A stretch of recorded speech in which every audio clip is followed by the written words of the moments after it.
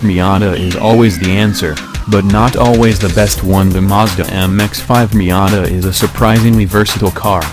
Not only is it hilariously fun on back roads and closed courses, it can also be a decent daily driver thanks to its solid gas mileage and usable trunk.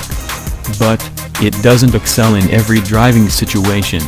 Specifically long trips at high speeds, and those involving canine companions. This weekend, I did a roughly 500-mile round trip to my parents' home in Indiana to pick up my recently adopted dog. The trip was 90% highways, and I heard every single mile.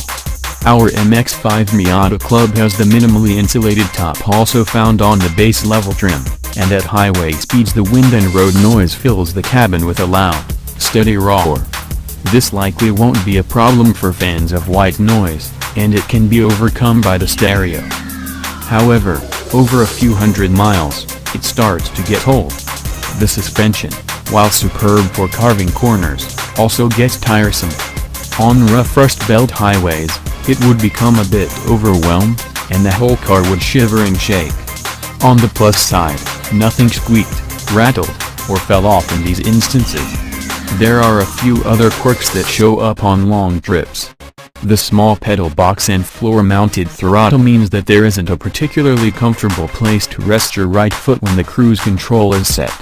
Neither the door nor the center console have much padding either, so leaning your knees against them for long periods of time isn't advisable. The good news is that the seat itself was surprisingly comfortable, and never once was I feeling any back pain. Plus, when not using the cruise control, the seating position is great, allowing me to stretch out and relax. When I picked up my four-legged compatriot, a 7-year-old mix of unknown breeds named Ruby, pictured above, things became a tad tight. Standing up, she thoroughly filled the passenger compartment. For reference, she's a little over 50 pounds and stands a little more than 2 feet tall. Much bigger dogs, like my family's Coonhound and German Shepherd mix, won't really fit. This also made her prone to nearly face-planting on the dashboard anytime the car slowed down. She eventually figured out that